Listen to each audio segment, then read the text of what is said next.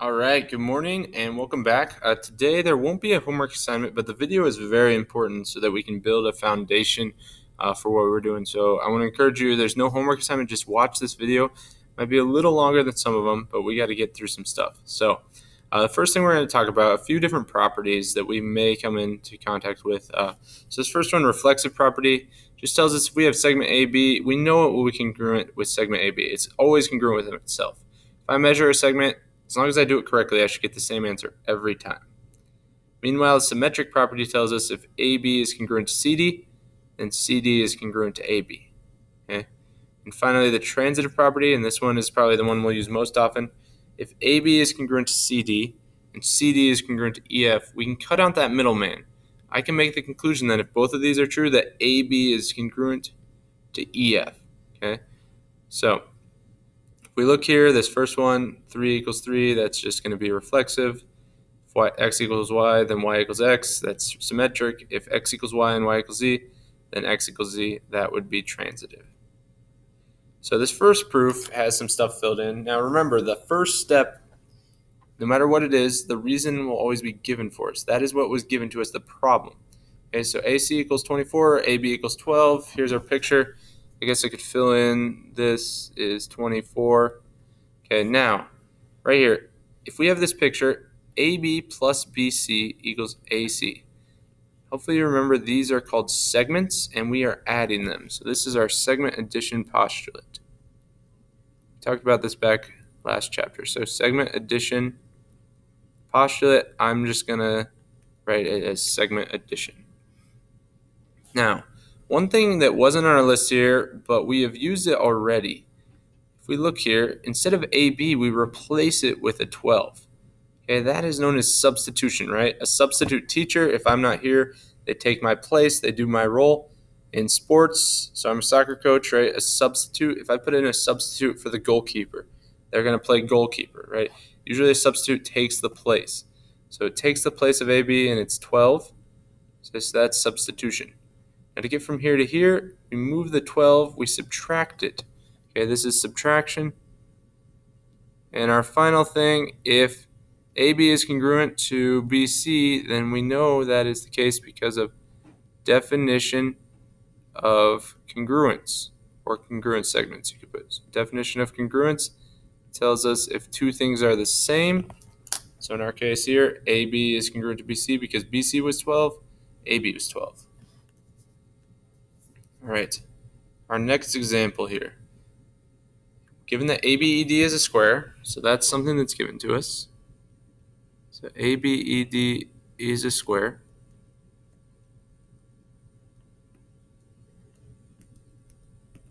We also know that AB is congruent to BC. Okay, both of those are given to us. Now our end goal is to prove that DE is congruent to BC.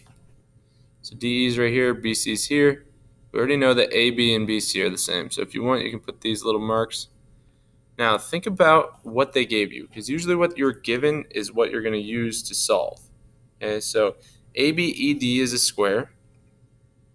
If it's a square, hopefully you remember that all the sides are the same. And we care about DE and these two. So DE and AB will have to be equal because we know on a square the sides are all equal. So all sides of a square are equal.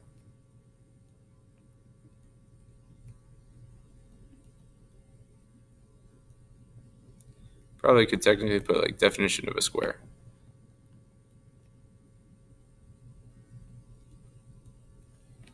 Now, if they are equal, that means that AB is also going to be, whoa, that's a terrible A. AB is going to be congruent to DE. Segment AB is congruent to DE. And that's our definition of congruence.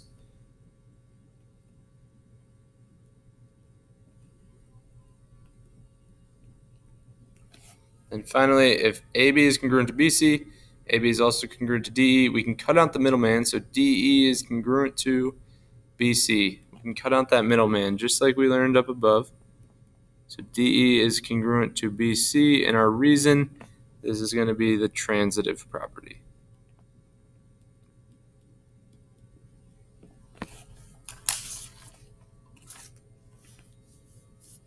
All right, if you need to, pause it. Otherwise, I'm moving on. So the first thing we want to do, always start with your given. So here they tell us that y is the midpoint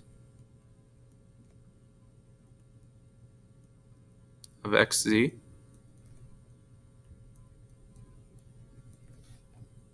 And that's our given.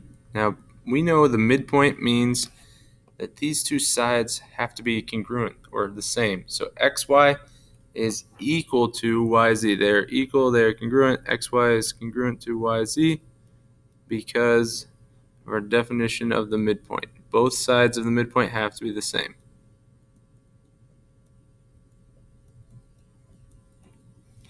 Okay, so if they are congruent, they are equal, we can substitute in then.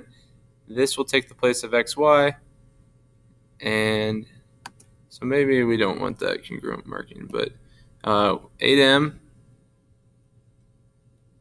plus 5 we know has to be equal then to 6m plus 17, and that is by substitution. At this point, it's just an algebra proof now. Let's solve for x. So we'll subtract 6m from both sides. Subtraction. Property of equality, but I'm not making you put that, right? And we'll subtract 5, so that's 2m equals 12. Once again, this is subtraction. Property of equality. And then finally, that means m will equal 6. And that is by division. Once again, if you need more time, pause it, but I'm going to keep moving. Okay, on example 5, there is a lot of information here, right? BD has a point C between points B and D. BC equals 7x minus 4, CD equals 3x plus 1, and BD equals 9x. Okay, so we know our given is our reason. And technically, we should put all that. I'm going to say it's okay if you want to draw a picture to represent it. I'm okay with that.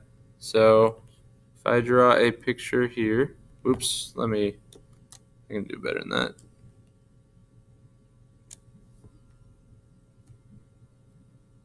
Okay, we know B and D are on the ends. We know C is somewhere between. We don't know if it's in the middle or not. Now it tells us that BC is 7x minus 4. CD is 3x plus 1. The whole thing, BD, is 9x. And looking just at the blue, hopefully you remember from before, we can conclude then that BC plus CD has to equal the whole thing, BD. And this was our segment addition postulate.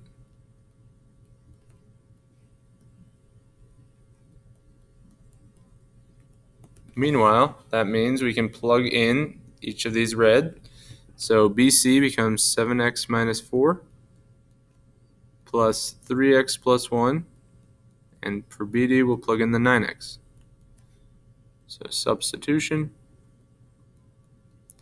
And once again, now you have an algebra proof.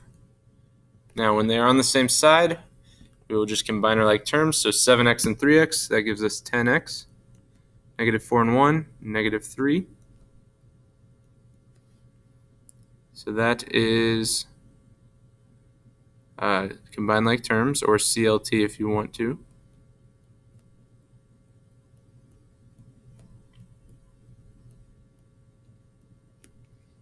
Subtract the 10x over, you'll have negative 3 equals negative x, and that is by subtraction. And finally then,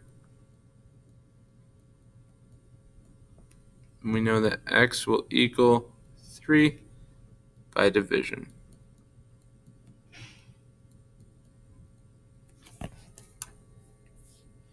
All right, 2 more.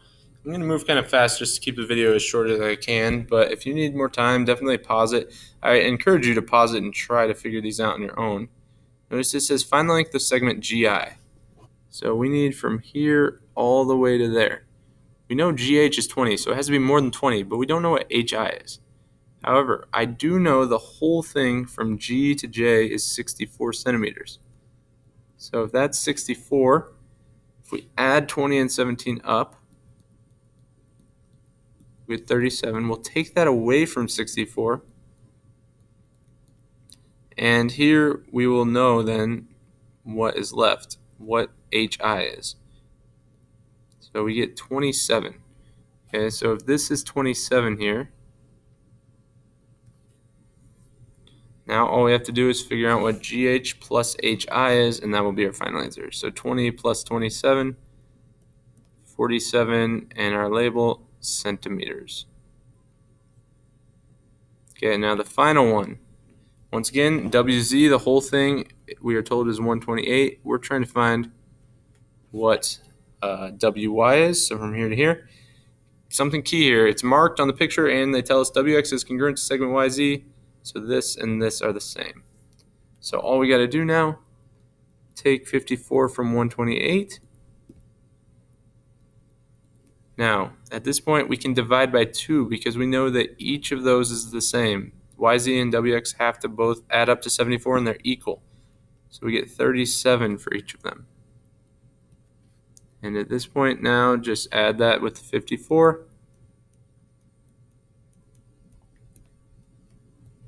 And we have 91, and we can put our label of feet.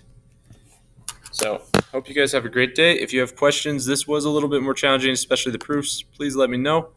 And I'll talk to you guys later. Bye.